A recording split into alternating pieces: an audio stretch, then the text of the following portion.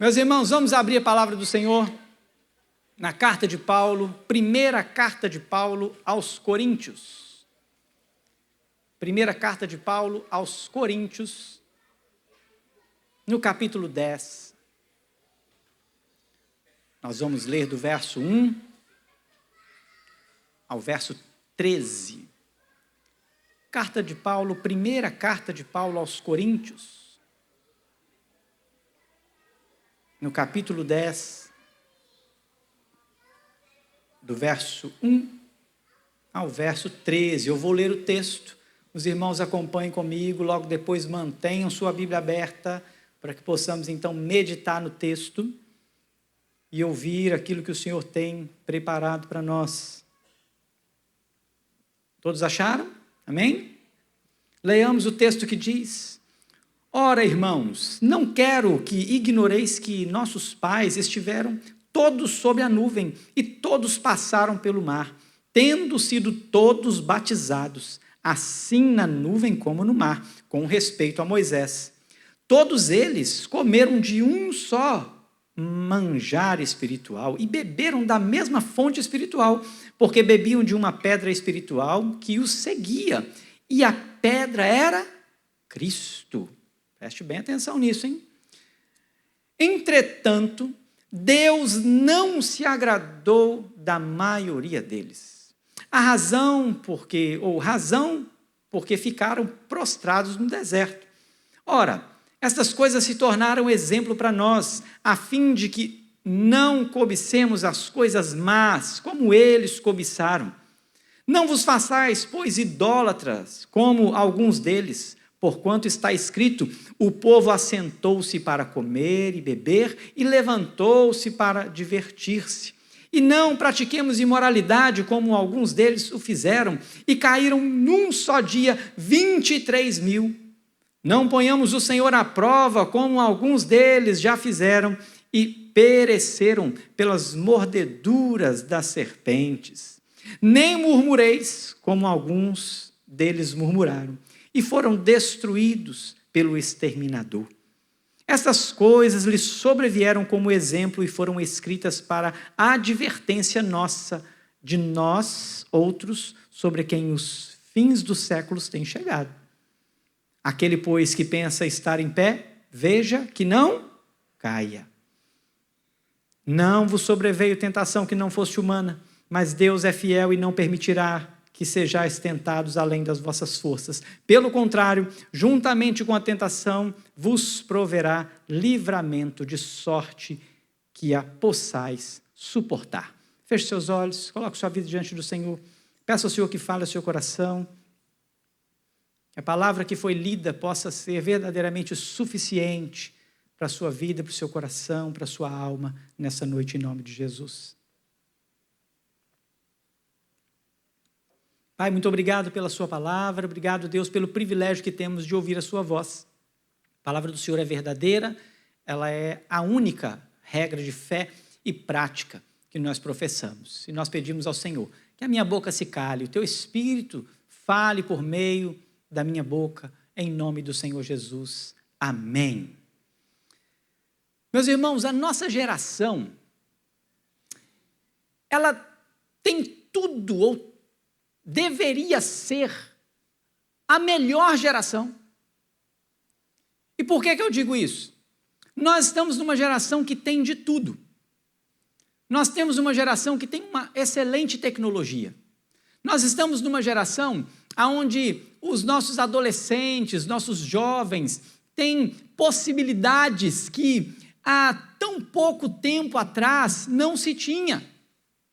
Nós vivemos num tempo onde os recursos financeiros, eles são extraordinariamente maiores e melhores do que a gente viu há 30 anos atrás. O que nós comemos, a nossa mesa, a nossa veste, ela é muito melhor do que nós vivíamos há 30 anos atrás, 40 anos atrás, 50 anos atrás. Hoje é muito melhor. Mas não é só por isso.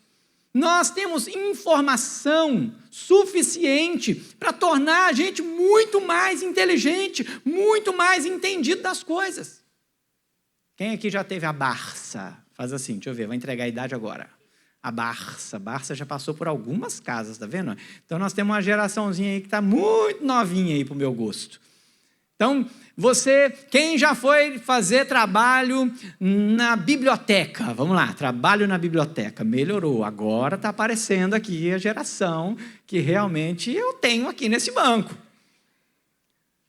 Hoje as crianças, os jovens, os adolescentes, os nossos mestrandos, doutorandos e pós-graduandos, têm tudo na mão. Hoje o grande desafio é que alguém estude ou pesquise de forma a aprender de fato, porque hoje para passar existem inúmeras inteligências artificiais que estão fazendo trabalho para as pessoas. Então pensa comigo, nós somos uma geração que tem de tudo para ser a melhor de todas as gerações. Quem aqui já saiu do Brasil? Fala assim, ó, já saí do Brasil.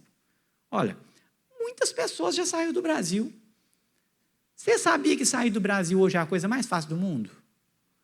Falar em sair do Brasil há 30 anos atrás, era um negócio tranquilo? Era possível sair do Brasil? Não vou sair. Tirando o povo de Valadares. Tirando o povo de Valadares. Beleza? Que o povo de Valadares, acho que ele era uma conexão com os Estados Unidos, né? Tinha uma ponte direta de Valadares com os Estados Unidos, né? Quem é mineiro aí, é da região, sabe como é que funciona. Mas, tirando isso, nós temos hoje possibilidade, irmãos, de viajar o mundo. Nós temos possibilidade de ir para qualquer lugar. E uma das dificuldades do passado é porque para você viajar para fora, você tinha que saber falar inglês. Hoje, os aplicativos, você vai com um aplicativo que fala inglês para você. E você pode ir, fala inglês, fala francês, fala espanhol, fala chinês, fala japonês. É só você colocar lá no aplicativo, o aplicativo vai falar para você. Então você tem possibilidade hoje inúmeras possibilidades estão diante de nós.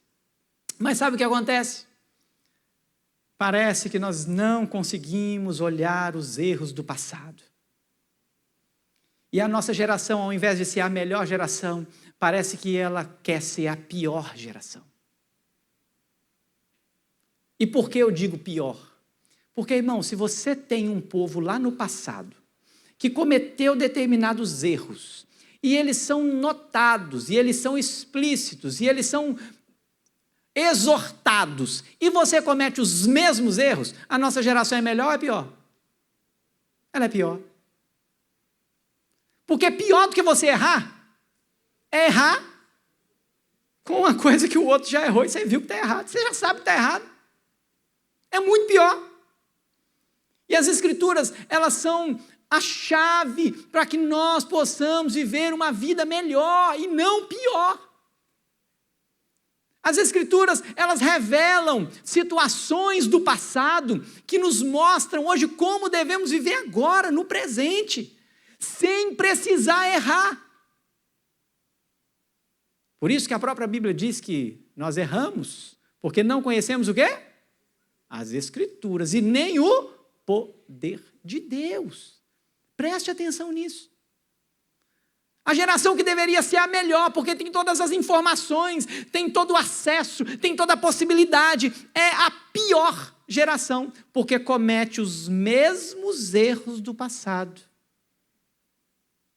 E o apóstolo Paulo, ele escreve este capítulo para chamar a nossa atenção dos exemplos do passado. Mas antes de nós entrarmos no capítulo, eu preciso que você compreenda algo que é muito próximo de nós, porque para mim a carta de Paulo aos Coríntios, tanto a primeira carta como a segunda carta, ela revela algo muito próximo a nós, a geração do século 20 e século 21. Parece que essa carta, ela representa o brasileiro do século 20 e século 21, é a sensação que eu tenho. Porque tudo que Paulo fala nessas cartas, tudo que essa cidade vivia, a maneira com que essa cidade tinha ali a sua vivência, é muito parecida com a nossa.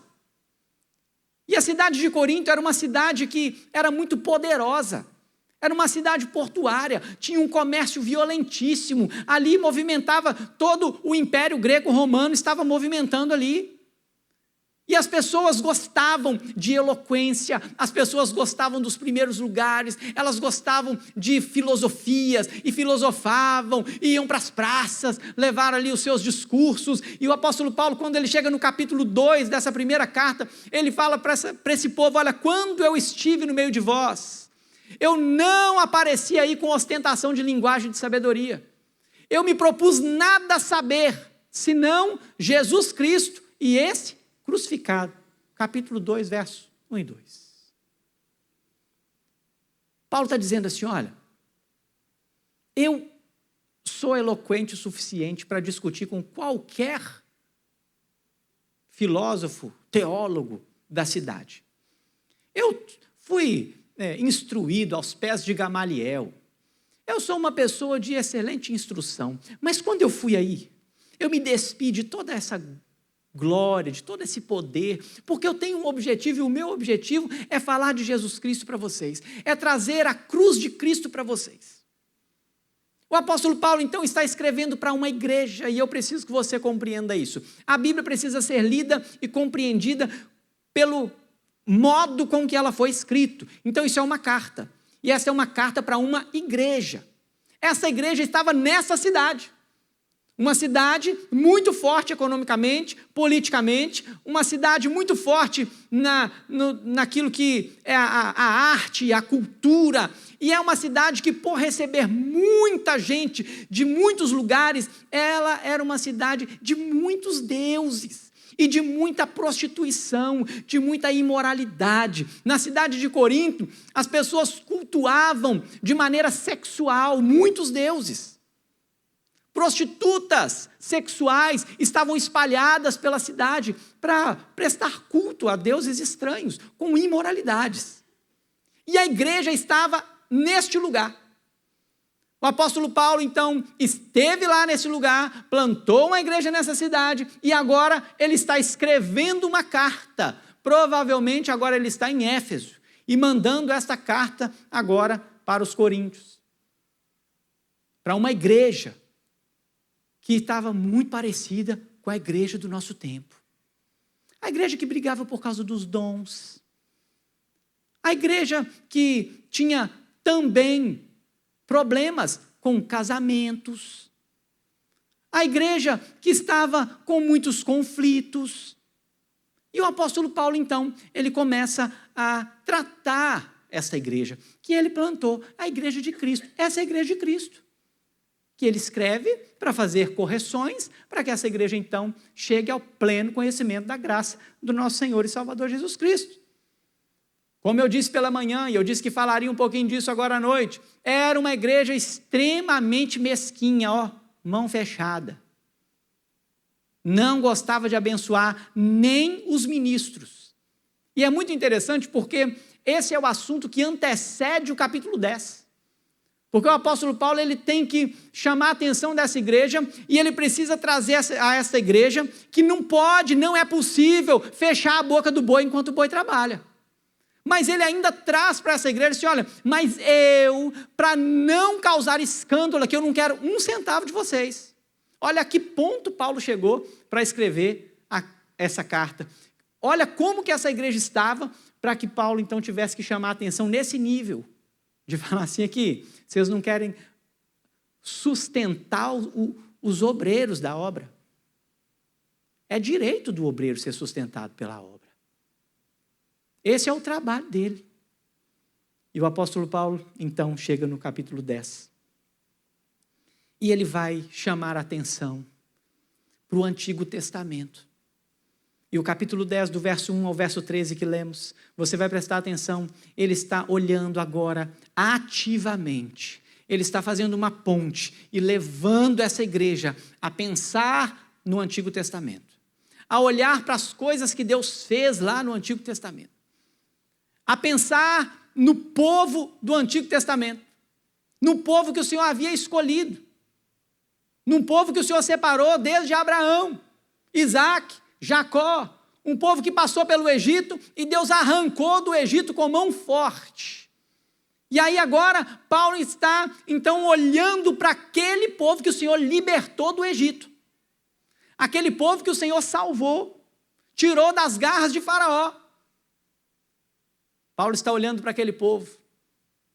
E ele chama a atenção, e ele introduz o seu texto, mostrando que aquele povo era um povo crente. Era um povo que Deus havia escolhido.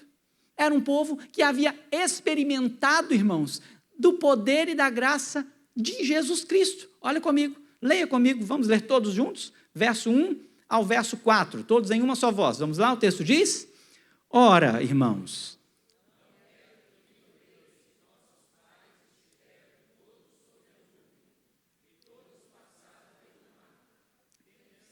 todos batizados,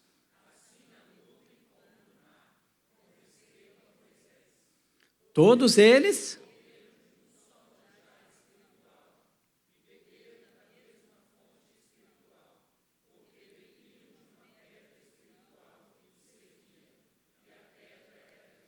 Então preste atenção, Paulo introduz esse tema, Paulo introduz esse capítulo, dizendo assim, olha, vamos olhar para os nossos pais, para os homens do passado, para as mulheres do passado, e é lá no passado, bem passado. Vamos olhar para como eles viveram, quem era esse povo? Esse povo era o povo de Deus.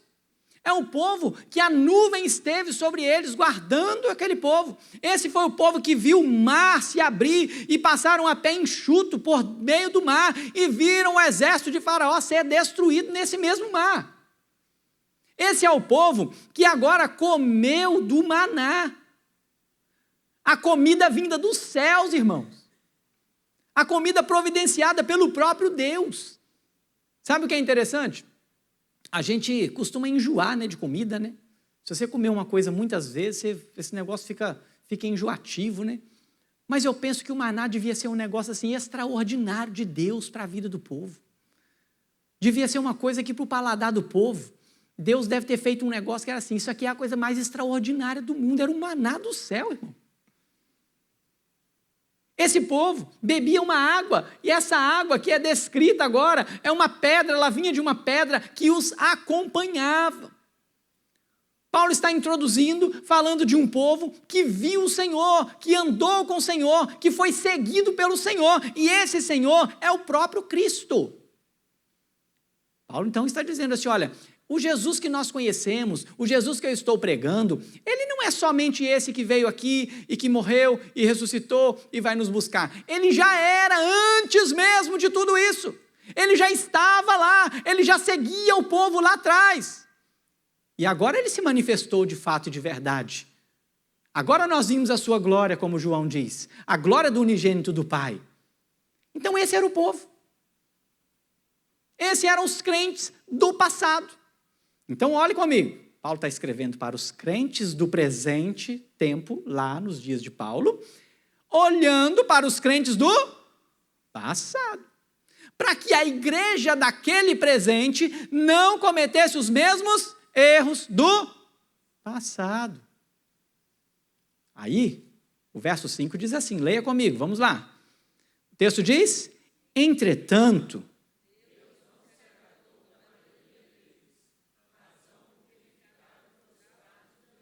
verso 6, ora,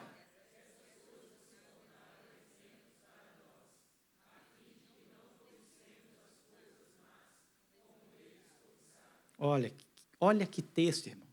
Não precisa nem pregar, é só ir embora, é só ler e ir embora. Paulo está falando assim, olha o que ele diz para esse povo. Esse é o exemplo. Esse é o exemplo. Qual que era o exemplo? O exemplo não é positivo, não. O exemplo aqui é negativo. Os nossos pais do passado, nem todos eles agradaram ao Senhor. Na verdade, o texto diz que a maioria deles desagradou o Senhor. O Senhor não se agradou da maioria deles. Irmãos, Ele diz para a gente, ele diz para aquele dia, para aquele povo, para aquela igreja lá em Corinto, e nós precisamos trazer isso para nós, você precisa pensar isso no dia de hoje. Lá naqueles dias ele falou assim, olha lá para o povo do passado, olha o exemplo, porque por causa daquilo que eles desejaram, por causa das coisas que eles cobiçaram, por causa das más coisas que eles cobiçaram, eles ficaram agarrados no deserto e eles não entraram na terra. Não entraram na terra. E aí o apóstolo Paulo, depois de introduzir isso e dizer, olha, era o povo de Deus, mas o povo de Deus, ele não agradou a Deus, e então esse povo agora precisa servir de exemplo para nós, para que vocês não cometam os mesmos erros e vocês não caiam nas mesmas ciladas. E o apóstolo Paulo então começa a descrever. E aqui eu trago 4 lições, para que nós possamos então aprender com os homens e mulheres do passado, com aqueles que estão num passado não muito distante de nós, que nós podemos olhar para uma geração que não está tão distante de nós, que viveu algumas coisas meio estranhas. Mas nesse caso, nós vamos olhar para aquele povo, a igreja que o Senhor escolheu lá nos tempos de Moisés. E ele então começa a trazer algumas lições. Primeira lição desse texto é que nós não devemos ser idólatras. O primeiro erro daquele povo foi a idolatria. Então o verso 7 diz o quê? Leia comigo, verso 7, o texto diz, não vos façais...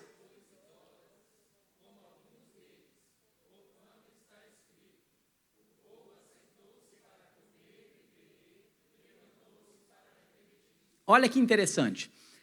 Paulo diz assim, olha, não se façam idólatras. E esse texto, ele está remetendo ao bezerro de ouro, lá de Êxodo capítulo 32, quando Moisés, então, ele sobe ao monte e o povo está aqui embaixo esperando.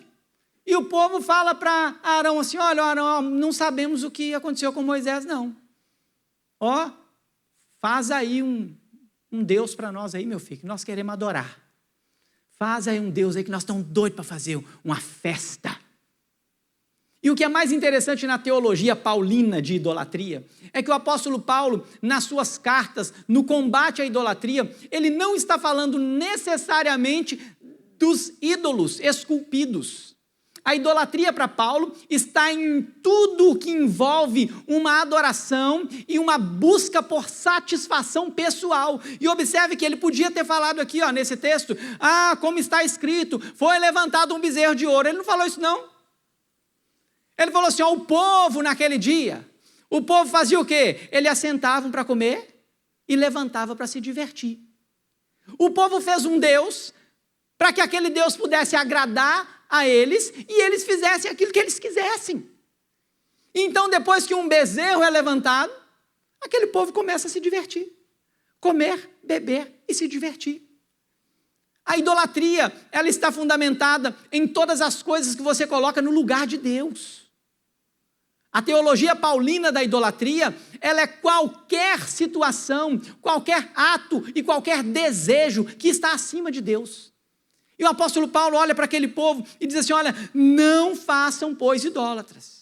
Não sejam idólatras. Cuidado com o que essa cidade tem para oferecer para vocês. Cuidado com a cultura da cidade. Cuidado com os deuses estranhos nessa cidade. Por quê? Porque a perversidade estava naquela cidade. E o povo de Deus estava, de alguma maneira, sendo atraído pela idolatria, pelos prazeres daquela cidade. Quando a gente pensa em ídolos, quando a gente pensa em imagens, a gente vai claramente para os 10 mandamentos. E a gente vai, então, para o mandamento que diz, não façam para si imagens e esculturas. Ponto. Simples assim. Não foi isso que Moisés levantou com relação à idolatria. A idolatria está no desejo. Moisés disse para aquela igreja, cuidado com os desejos. Cuidado com a farra. Cuidado com a festa. Cuidado com o que está no desejo do seu coração. Cuidado porque vocês podem estar usando o nome de Deus para fazer farra, para comer, beber, levantar e festejar. Comer, beber, levantar e festejar. Cuidado. O apóstolo Paulo, ele não para por aí. Então ele diz assim, olha, cuidado com a idolatria. Primeira lição desse texto, não sejam idólatras. Segunda lição desse texto, não sejam imorais. Cuidado com a imoralidade. Verso 8, todos juntos, bem forte, o texto diz, e não...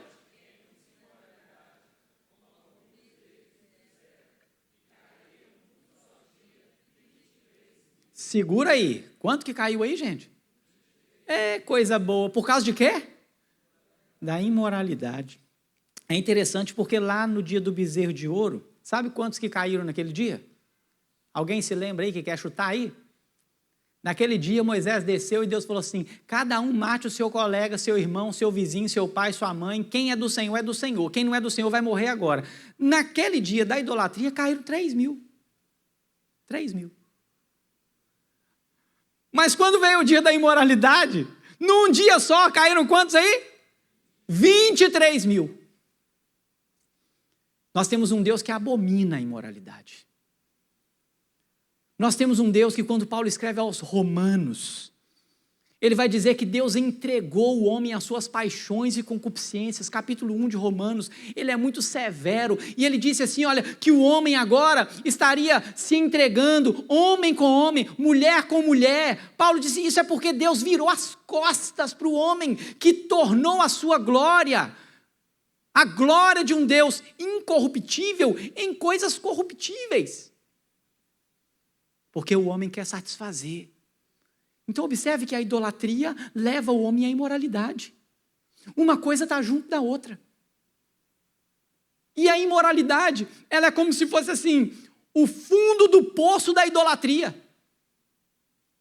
Porque a imoralidade é o ápice do prazer que o homem quer ter. A imoralidade, ela está no fundo de uma idolatria aonde o homem ele não consegue discernir mais o que Deus é, quem Deus é.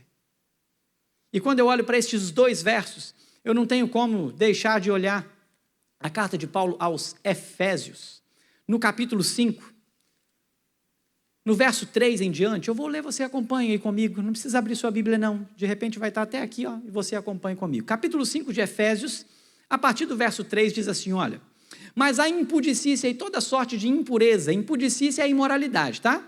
Mas a imoralidade e toda sorte de impureza ou cobiça nem sequer se nomeie entre vós, como convém aos santos. Olha o que Paulo vai escrever aos Efésios. A imoralidade, aquelas coisas que são impuras, a cobiça, essas coisas, elas não devem ser nem nomeadas, vocês não devem nem tocar no assunto. Isso não deve ser coisa que sai da boca de vocês. Nem conversação torpe. Sabe o que é conversação torpe, irmão? Não é só palavrão, não. É todo tipo de conversa fiada. Já viu a famosa conversa fiada? Conversa fiada é conversação torpe. E ele diz assim, olha, então não há nem conversação torpe, nem palavras vãs, ou chocarrice. Esse negócio aqui é muito legal, porque a tal da chocarrice é um negócio que ninguém pensa. As pessoas que fazem piadas com o nome de Deus. As pessoas que fazem piadas com as coisas santas, com a santidade de Deus, com a santidade da igreja. E o que mais tem nos nossos dias são piadas que fazem o povo viver de chocarrice. Nós somos um povo alegre, irmãos. A igreja de Cristo é a igreja mais alegre, é o povo mais alegre que existe na terra. Nós não precisamos de piada para ser feliz. A chocarrice é um negócio do demônio. Ela é imoralidade, ela é idolatria. E ele vai dizer, ele continua dizendo, essas coisas inconvenientes. Antes, pelo contrário, tenham ações de graças na vida de vocês. Verso 5 diz assim, olha, sabeis, pois isso, nenhum incontinente ou impuro ou avarento, que é idólatra. Então observe que aqui o apóstolo Paulo está usando na sua teologia aí, a idolatria como a avareza. Avareza é idolatria. Por que ele está dizendo isso? Porque a pessoa avarenta, ela colocou o dinheiro como seu Deus. É aquilo que está acima de Deus. É aquilo que toma o controle da sua vida no lugar de Deus. É a avareza. E ele diz aqui, olha, avareza, que é idolatria. Essas pessoas não têm herança no reino de Cristo e de Deus. Nenhum desses. Nenhuma dessas pessoas tem herança no reino de Cristo de Deus. Ninguém vos engane com palavras vãs, verso 6, porque pois essas coisas vêm, ou por estas coisas vem a ira de Deus sobre os filhos da desobediência. Portanto, não sejais praticantes com eles, pois outrora erais trevas, porém agora sois luz no Senhor. Andai como filhos da luz, porque o fruto da luz consiste em toda bondade, justiça e verdade, provando sempre o que é agradável ao Senhor. Pense na teologia paulina.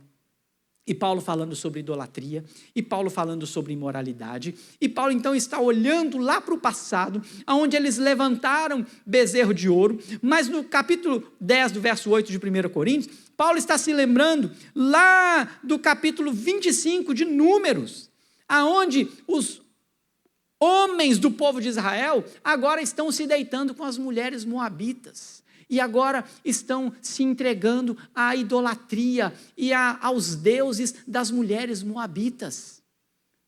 E por causa disso, Deus manda uma praga e 23 mil pessoas morrem.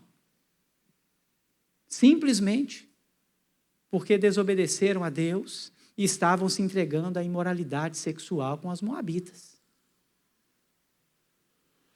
Mas Paulo não para por aí. Então, em primeiro lugar, cuidado com a idolatria, não seja idólatra, não seja imoral. Mas no verso 9, a terceira lição desse texto, não ponha o Senhor à prova. Pôr o Senhor à prova não fica tentando o Senhor. Não fica questionando o Senhor. Isso é pôr o Senhor à prova. Não fique querendo saber por que Deus fez isso ou aquilo. Por que Ele faz assim ou por que Ele faz daquele jeito. Então leia o verso 9 comigo, o texto diz, todos juntos, em uma só voz. Não ponhamos o Senhor à prova.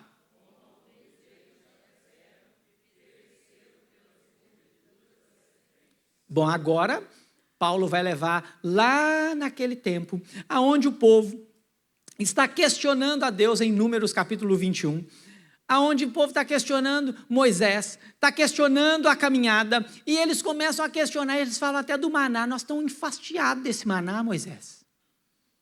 Nós estamos cansados de você, Moisés.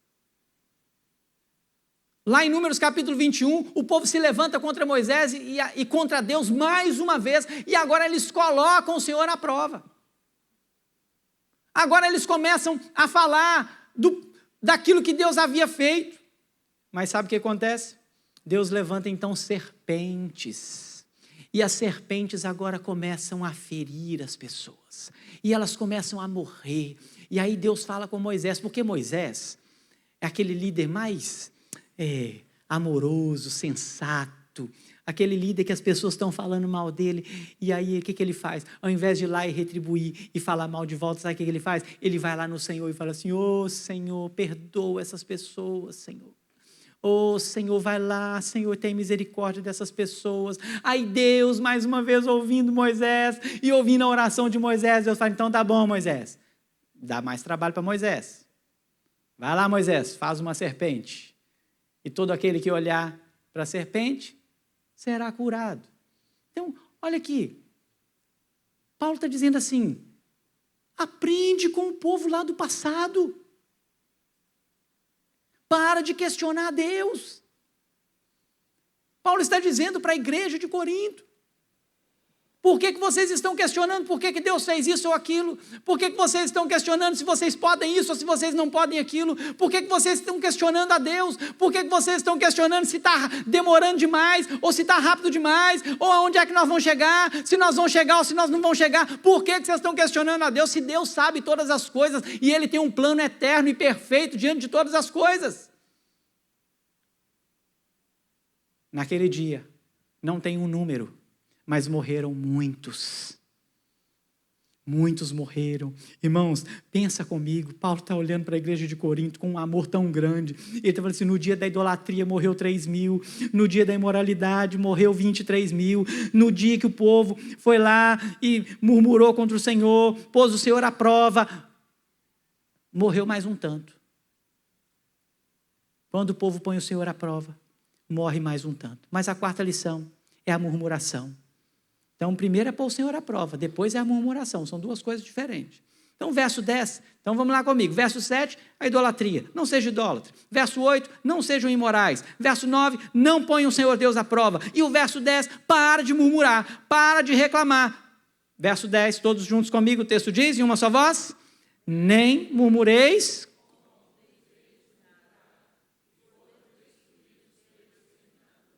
Sabe o que ele está dizendo aqui? Ele estava levando o povo lá para aquele dia em que Corá, Datã e Abirão questionaram Moisés, a autoridade de Moisés.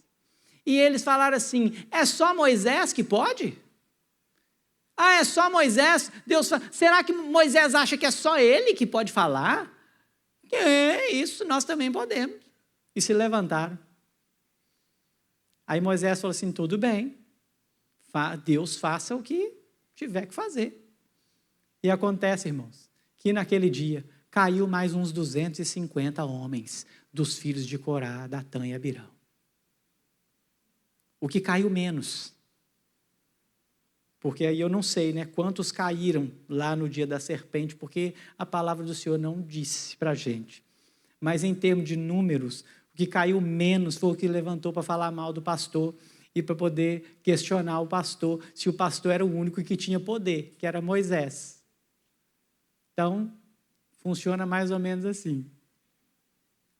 Mas Moisés, aquele homem que o Senhor levantou, ele simplesmente disse que o Senhor julgue.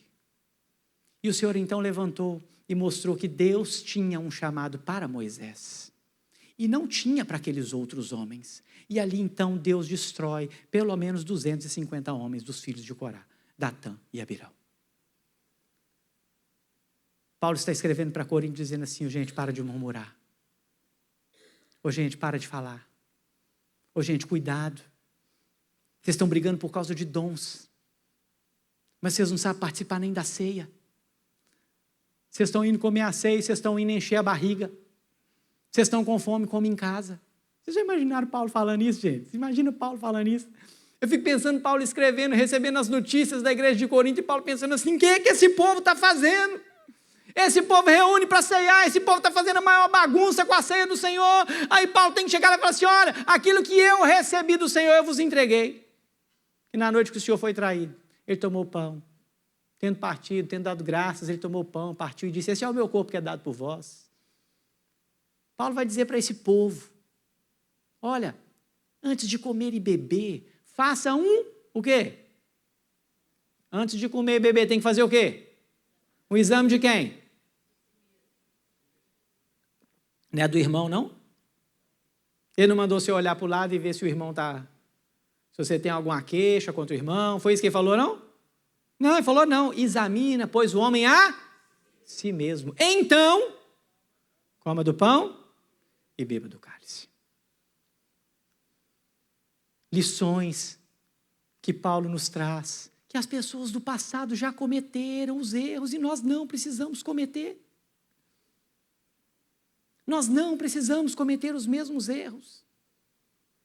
O apóstolo Paulo conclui então, verso 11, ele diz assim: olha, estas coisas lhe sobrevieram como o quê? Exemplo. Exemplos, e foram escritas para a advertência nossa de quem? De nós outros, sobre quem os fins dos séculos têm chegado. Preste atenção, nós estamos em 2026.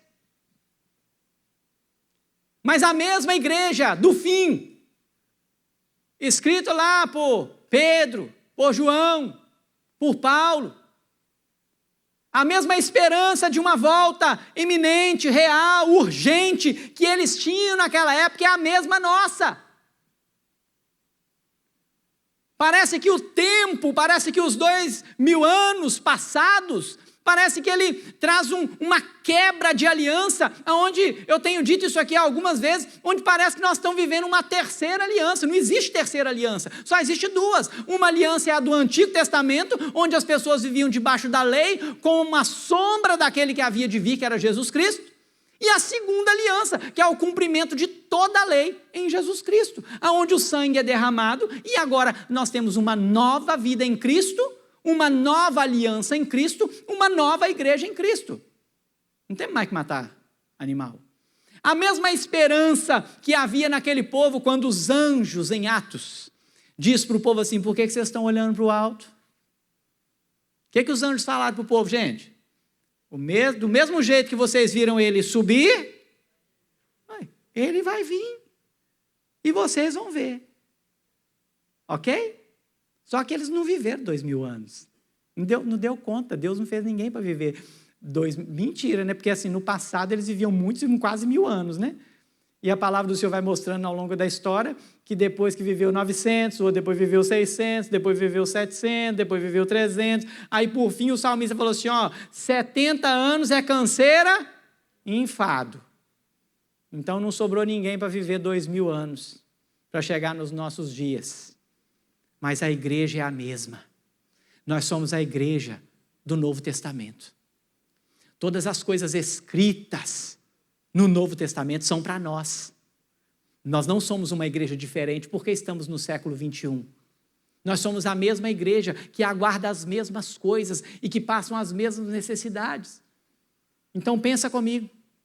Nós somos a igreja que podemos olhar para o verso 1 ao verso 4 e podemos olhar para aquele povo do passado e pensar que nós hoje, nós temos a pedra angular que é Cristo, nós já temos Jesus Cristo como nosso único e suficiente Salvador, que já se manifestou em carne, aquele que foi rejeitado pelos seus, agora nós o temos.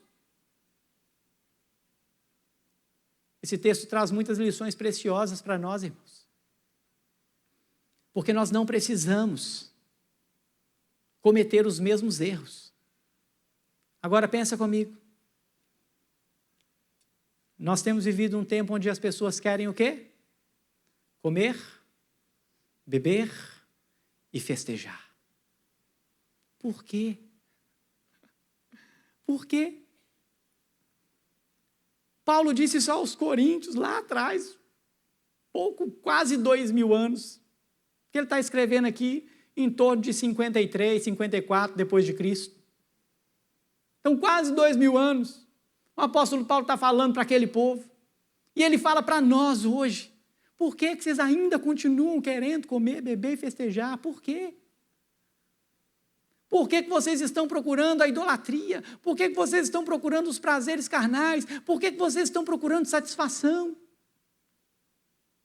Eu tenho visto algumas pessoas com muita dificuldade de manter-se em uma igreja, em uma comunidade local. Mas elas não conseguem ficar sem. Então elas vão ficar um pouquinho aqui, elas ficam um pouquinho ali, elas ficam um pouquinho lá.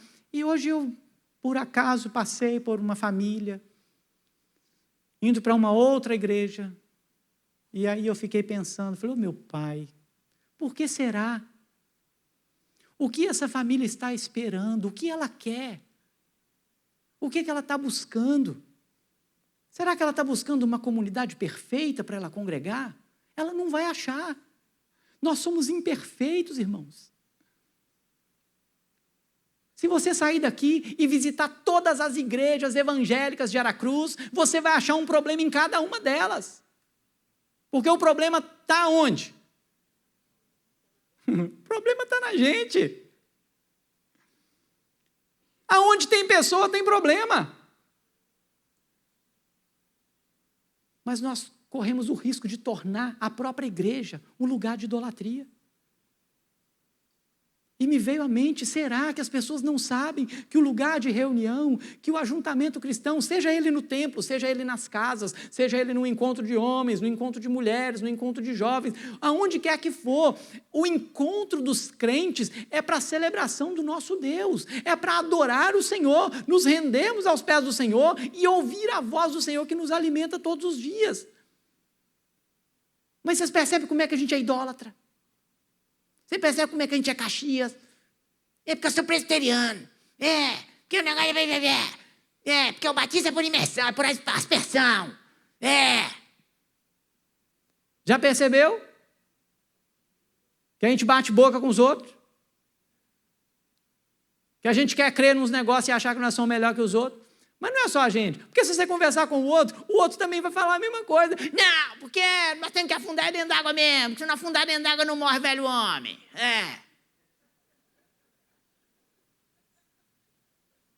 Idolatria, irmãos. Idolatria religiosa. Coisas que agradam o homem. Coisas que agradam o coração do homem. Mas nós bebemos de uma só pedra. É Cristo. E esse texto termina de uma forma muito preciosa. Muito preciosa. Olhe comigo o verso 12 e 13. Aquele, pois, que pensa estar em pé, veja que não caia. Primeira orientação aqui na conclusão de Paulo. Quando Paulo olhou e falou assim, vocês já têm situações suficientes do passado para que vocês não caiam nas ciladas do passado. Vocês não precisam ser idólatras, vocês não precisam ser imorais, vocês não precisam pôr o Senhor à prova, vocês não precisam ficar murmurando com tudo que acontece na vida.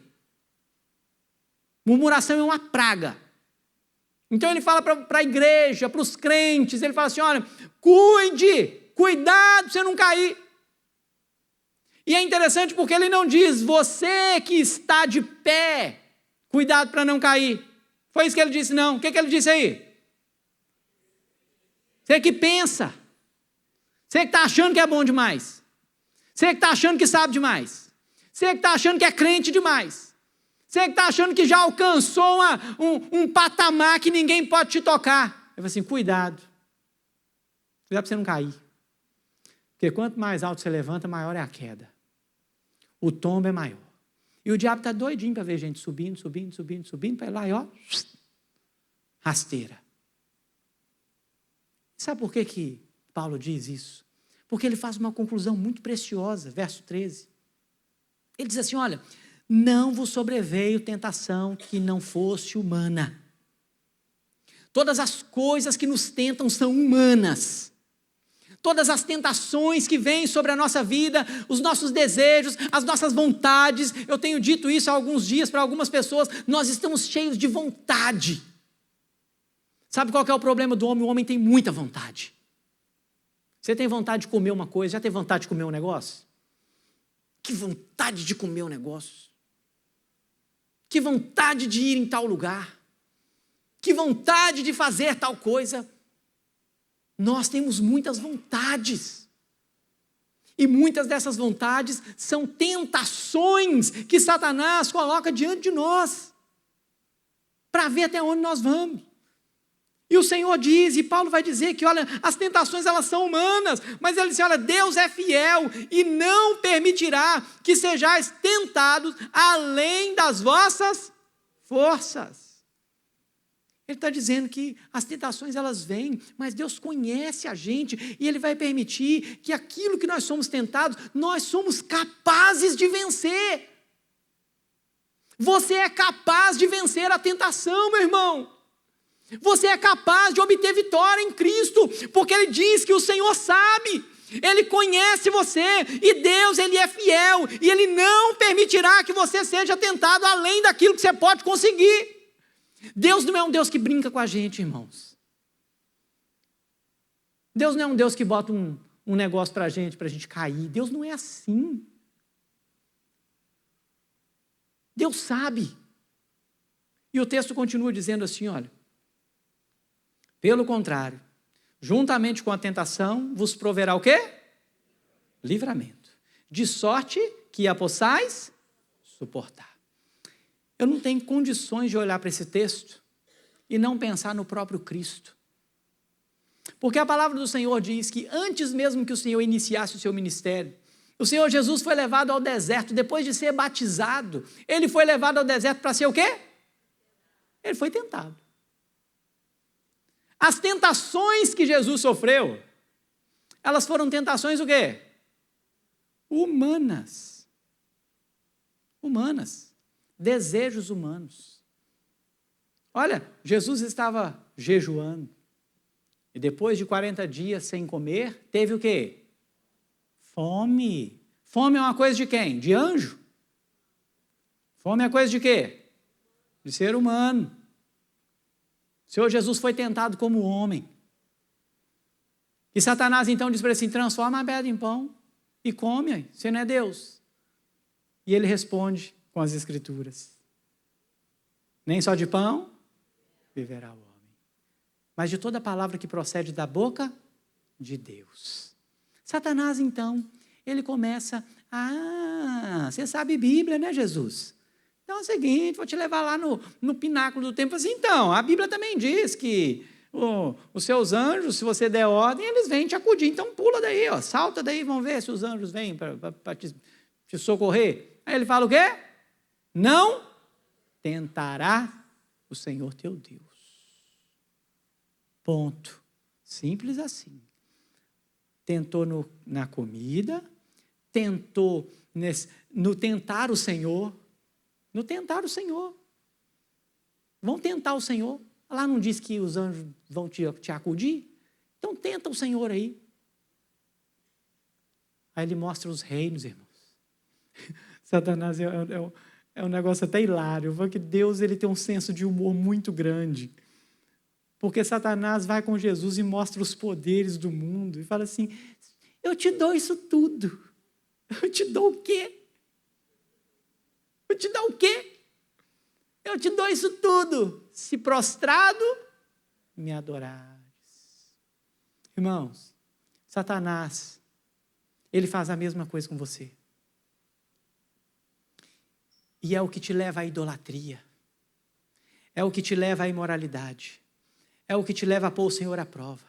É o que te leva a murmurar contra o Senhor. São as tentações. As tentações são para pôr você à prova. Mas tenha uma convicção que não há tentação que não seja humana. Não há nada superior a você, que você não tenha condições de suportar. O Senhor Deus sabe, o Senhor sabe até onde você vai. E Ele já providenciou o livramento para você. Nós somos servos de Cristo. O que não dá para fazer, irmãos, é ficar cometendo os mesmos erros do passado. O que não dá para fazer é, tempo após tempo, a gente vê o Evangelho cometendo os mesmos erros. O que não dá é para a gente aceitar que o Evangelho seja mesquinho, vazio, como em tantos outros tempos passados foi. Não dá. Não dá para viver debaixo da idolatria. Não dá para viver debaixo da imoralidade.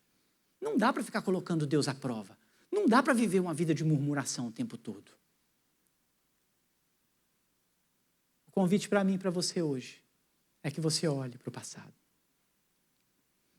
O convite para esta igreja hoje tem um exemplo lá atrás que a gente pode observar. Tem um exemplo lá atrás que você pode olhar e dizer assim, olha, isso aqui já aconteceu, peraí, eu não vou fazer isso não. Peraí, eu não vou viver desse jeito não. Peraí, eu vou adorar o Senhor, porque o Senhor quer ser adorado. Eu vou adorar somente o Senhor. Olha, eu vou viver uma vida de santidade, não de imoralidade, e não de prazeres. Eu vou negar a mim mesmo, eu vou tomar a minha cruz, e agora eu vou viver exclusivamente para o Senhor. Se você não vive para o Senhor, facilmente você está vivendo uma vida de imoralidade. Se você não vive para o Senhor, e talvez você não seja uma pessoa que pratica, que é adúltero, que tem relações sexuais ilícitas, né? Isso não é imoralidade, vocês viram lá em Efésios, que não é só isso. É palavra torpe, é chocarrice, é toda a imundície que vem acompanhada de uma vida sem temor do Senhor. Por isso que lá em Efésios, Paulo vai dizer assim, e não vos embriagueis com o vinho em que há dissolução, mas façais o quê? Enchei-vos do Espírito. Não é um texto para defender o uso de bebida alcoólica. É um texto para dizer assim, olha, fuja da imoralidade, fuja da idolatria. Não se embriague com a idolatria, não se embriague com a imoralidade. Fuja daquilo que é ruim, daquilo que te afasta do Senhor. E adore ao Senhor, ame o Senhor, sirva ao Senhor. Olhe o que o povo do passado fez. Sabe por quê? Porque aquele povo não entrou na terra. Mas é muito interessante porque Deus promete que os filhos deles entrariam. Deus promete que a geração vindoura entraria. E eles entraram. Daquele povo que murmurou contra o Senhor, quando os espias foram lá e viram, e aí o povo voltou e começou a questionar. Agora nós vamos morrer. Agora, o que nós estamos fazendo aqui? Somente 2 pessoas falaram assim, não, nós vamos lá e nós vamos ganhar. Quem que é? Vocês lembram? Josué e Caleb. Aí Deus falou assim, dessa geração todinha, só 2 vão entrar. Josué e Caleb. Que você seja um Josué. Que você seja um Caleb. Mas mais do que isso, que você seja uma geração da nova aliança, que olha para os erros do passado e não comete os mesmos erros do passado. E você olha para Cristo, que já deu a você a possibilidade e o livramento. O Senhor é poderoso para livrar a nossa vida. Nós temos Jesus Cristo, nosso Redentor, meu irmão. E você pode então viver essa vida para Ele, plena nele, sem errar. As mesmas coisas, os mesmos erros. Pastor, mas não tem jeito de a gente viver sem pecar. Claro, nós somos pecadores, mas tem jeito de a gente viver sem errar. Dá para errar menos. Dá para errar coisa que a gente não sabe. Isso aqui eu não sabia, eu cometi esse erro aqui. Senhor, o Senhor é fiel e justo para nos perdoar os pecados e nos purificar de toda injustiça. 1 João capítulo 2, ele vai dizer, olha, essas coisas vos escrevo para que não pequeis. Se por um acaso vocês pecarem, o que nós temos? Um advogado, Jesus Cristo. O que não dá é para você ficar cometendo os mesmos erros. O que não dá é para você, que já viu todos os exemplos do passado, continuar fazendo a mesma coisa. Então hoje, cada um de nós se torna um pouquinho mais indesculpável. E nós podemos buscar o Senhor de todo o nosso coração. Porque Ele é a nossa fonte. Ele é a rocha. Ele está conosco, nos seguindo, como seguiu aquele povo. Porque Ele mesmo prometeu, eis que estou convosco. Quanto, gente? Quando? Todos os dias. Até quando? Até a consumação dos séculos. Feche seus olhos, coloque sua vida diante do Senhor. Você tem cometido erros. Erros do passado. Erros que nós estamos, como diz, o ditado, careca de saber.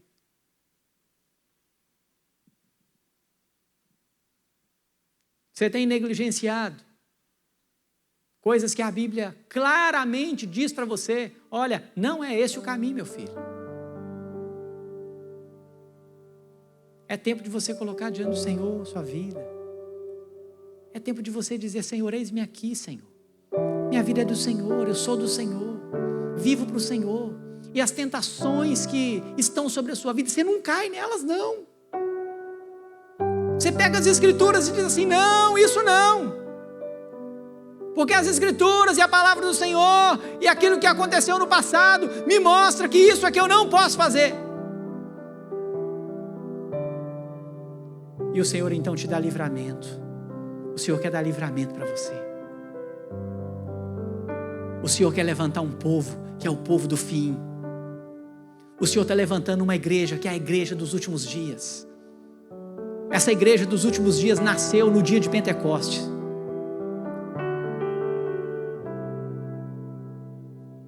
Pode ser que 2000 anos seja muito para você, mas a palavra do Senhor diz que para o Senhor, isso não é nada.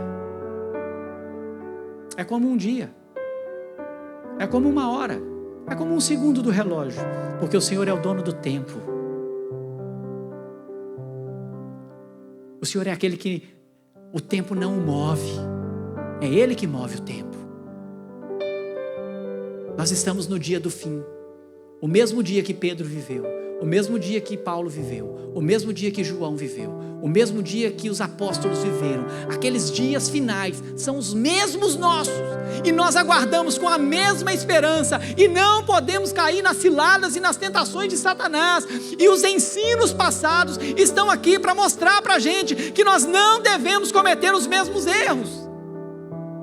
Porque nós temos um Jesus, um Deus Todo-Poderoso, que nos livra de toda e qualquer tentação.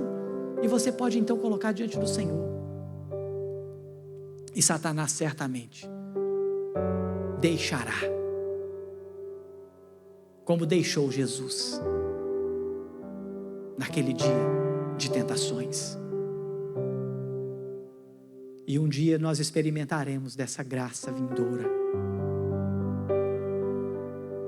onde a igreja que não se rende aos erros do passado se entrega a um Cristo que a glorificará e a levará sem mácula, lavada, remida, para uma vida eterna. Essa é a nossa esperança, meu irmão. Deus, obrigado por essa noite, Deus. Noite de rendermos graças ao Senhor.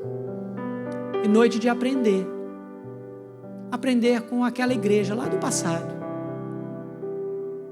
E saber que nós não precisamos viver dessa forma.